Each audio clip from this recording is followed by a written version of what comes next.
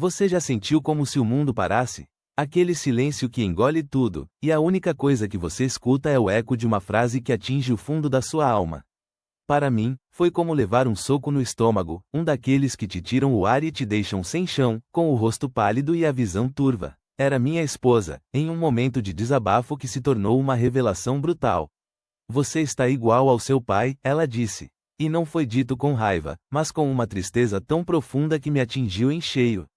Naquele instante, uma luz acendeu, e eu vi. Vi tudo. Minha vida inteira passou diante dos meus olhos, e eu percebi que estava vivendo uma repetição, um eco distante de uma dor que eu jurava ter superado. A culpa me invadiu, junto com uma vergonha que eu nem sabia que carregava. Eu sou o William, tenho 77 anos. E essa luz, essa compreensão tardia, ela veio para mim também. Demorou uma vida inteira, décadas de perseguição incansável por algo que eu nem sabia o que era. Eu corri, construí, conquistei, sempre buscando preencher um vazio que parecia insaciável. Mas o vazio não se preenchia. Ele só mudava de forma, se disfarçava, e esperava o próximo momento de silêncio para me lembrar de sua presença incômoda. Eu não sou um acadêmico, não sou um desses que falam bonito em palestras. Eu sou um sobrevivente, um homem que passou a maior parte da vida tentando ser alguém que não era, tentando agradar a um fantasma, e que só agora, na velhice, começou a entender o que realmente importa. Minha credencial é o tempo, as cicatrizes, as noites em claro e o peso de um arrependimento que finalmente se transformou em entendimento. Eu não tenho respostas prontas, mas tenho a minha história, e talvez, ela possa te ajudar a enxergar a sua. Nós todos fazemos isso, não é? Tentamos fugir do espelho, daquela imagem que nos assombra, daquele medo de ser igual ao pai. A gente corre, se esconde no trabalho, nas conquistas, no bar, na tela do celular. A gente se convence de que somos diferentes, que estamos no controle, que não vamos cometer os mesmos erros. Mas, lá no fundo, uma parte de nós sabe que estamos presos em um ciclo, repetindo padrões que nem sempre conseguimos identificar. A gente sente a culpa, aquela que aperta o peito quando olhamos para nossos filhos e vemos um reflexo de nós mesmos, ou pior, um reflexo do nosso pai. A vergonha de não conseguir ser o que esperam de nós, ou o que esperamos de nós mesmos. E o vazio, o vazio. Aquela sensação de que, mesmo com tudo, falta algo. Uma dor sem nome, um buraco que nenhuma promoção, nenhum carro novo, nenhuma viagem cara parece preencher. Você se reconhece nisso? Meu pai era um homem, de poucas palavras. E as poucas que tinha, eram para dizer o que eu deveria ser, o que eu deveria fazer. Eu lembro de uma vez, eu devia ter uns 8 anos, e ele estava na sala lendo o jornal, o mesmo jornal dobrado de sempre.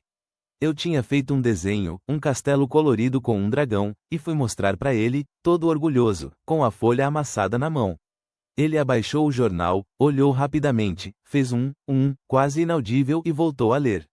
Não elogiou, não criticou. Só, não viu. Para mim, ali, o amor era algo que você tinha que conquistar, um troféu que nunca vinha, não importa o quão forte você corresse. Eu aprendi muito cedo que a minha suficiência, o meu valor, estava atrelado ao que eu podia produzir, ao que eu podia alcançar.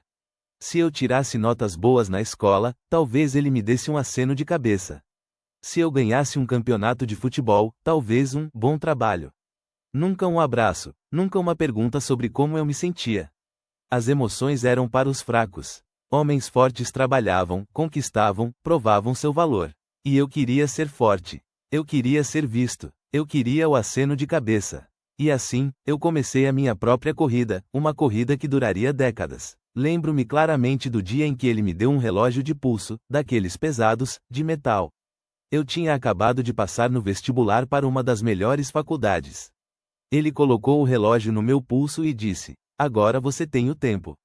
Use-o bem." Não havia orgulho nos olhos dele, apenas uma expectativa silenciosa.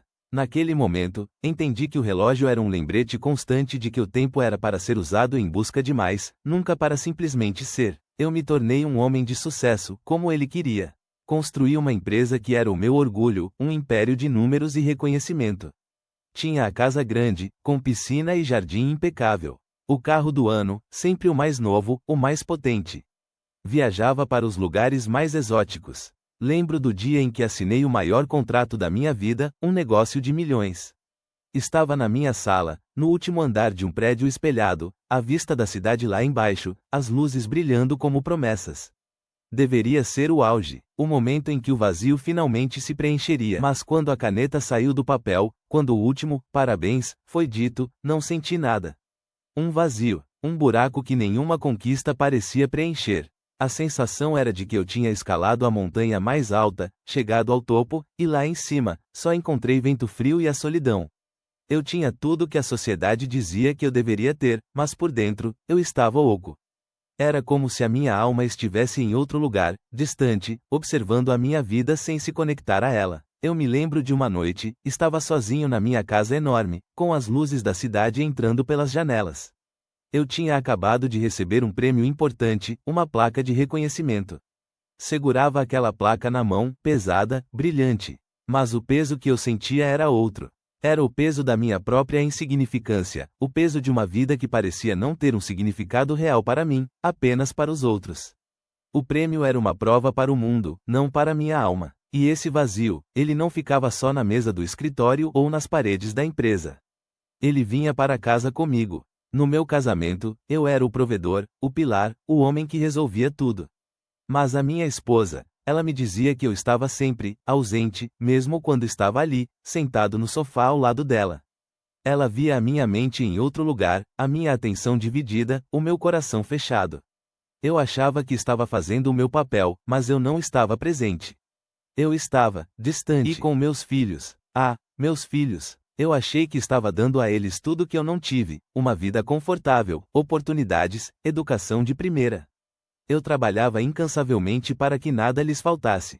Mas esqueci de dar o que eles mais precisavam, minha presença, minha escuta genuína, meu carinho desinteressado. Eu não sabia como fazer isso, porque eu mesmo nunca tinha recebido.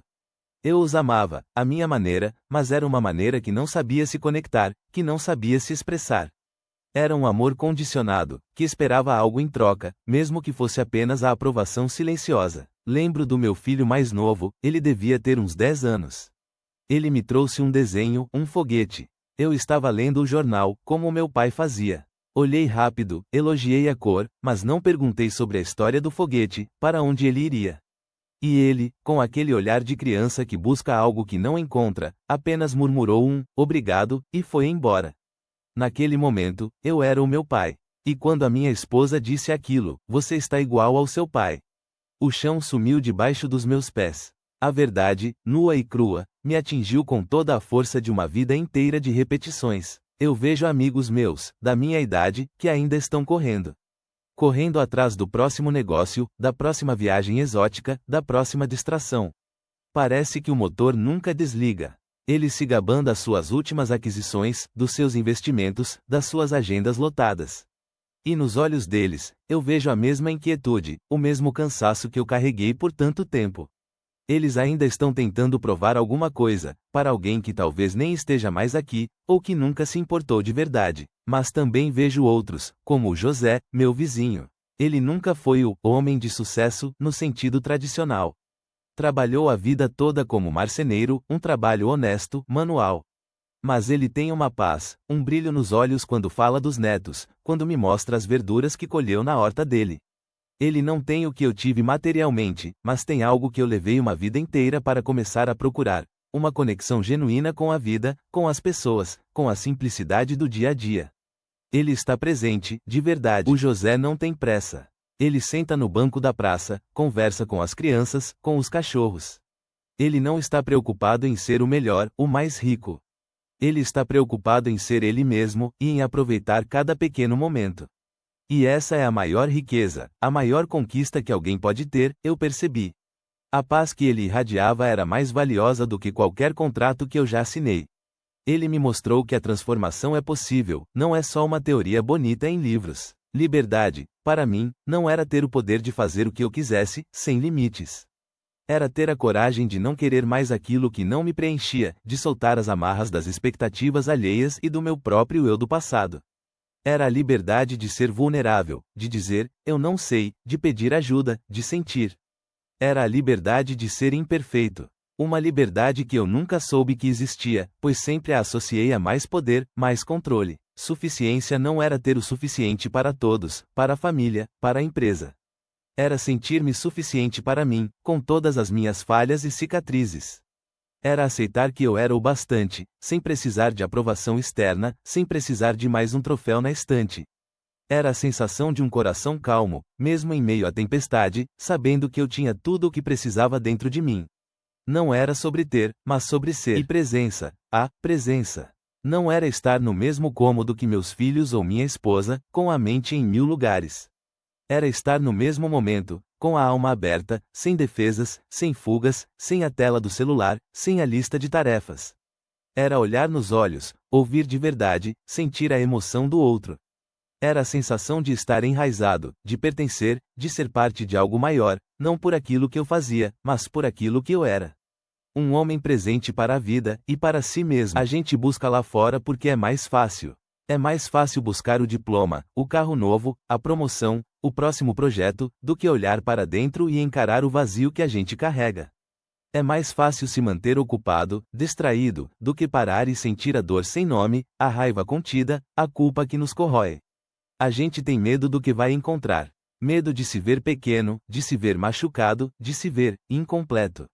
Medo de ser o que a gente mais temia, igual ao pai, mas de um jeito que a gente nunca quis admitir. Esse medo nos empurra para a próxima corrida, a próxima distração, a próxima fuga. É um ciclo vicioso, onde cada conquista externa nos dá um alívio temporário, uma ilusão de preenchimento, mas nunca a verdadeira satisfação. É como tentar encher um balde furado. Você joga água, e ela escorre. E a gente continua jogando, com a esperança de que, de alguma forma, o balde vai ficar cheio. Mas ele nunca fica. Porque o buraco não está no balde, está na nossa percepção de que precisamos de mais para sermos inteiros. Eu passei a vida inteira tentando provar o meu valor, tentando ser o que eu achava que meu pai queria que eu fosse, e no processo, me perdi de mim mesmo. A solução externa nunca funcionou porque a pergunta estava errada. Não era, o que eu preciso ter para ser suficiente, mas, o que eu preciso sentir para ser inteiro? E a resposta, meu amigo, estava sempre lá dentro, esperando que eu parasse de correr para poder ouvi-la. Talvez você esteja sentindo isso agora. Essa dor sem nome, essa raiva contida que você não consegue expressar, essa culpa que não te deixa em paz, especialmente depois de ouvir uma frase como, você está igual ao seu pai. Eu quero te dizer que está tudo bem sentir. Está tudo bem parar. Não precisa ser um herói o tempo todo, forte e inabalável. Essa é uma máscara que aprendemos a usar, mas que nos sufoca por dentro. A maior conquista que você pode ter não é a próxima promoção, ou o próximo milhão. É a de se permitir sentir. É a de se permitir parar de correr e, quem sabe, começar a olhar para dentro. Para o menino que você foi, para o homem que você é, para o pai que você quer ser. Não é fácil, não é rápido, mas é o caminho para a sua própria liberdade, para a sua própria suficiência. É o caminho para que a sua história não seja apenas um eco da história do seu pai, mas a sua própria melodia. Se essa conversa fez algum sentido para você, se tocou em algo que você precisava ouvir, se acendeu uma luz, mesmo que seja uma luz desconfortável, talvez outra pessoa que você conhece também precise. Pense em quem você pode ajudar, em quem está correndo, em quem está lutando com esse vazio, e compartilhe este vídeo. Às vezes, a gente só precisa de alguém que nos diga que não estamos sozinhos, que há outro caminho, e que está tudo bem começar a trilhá-lo, não importa a idade que se tenha. A vida é um eterno recomeço, se a gente se permitir.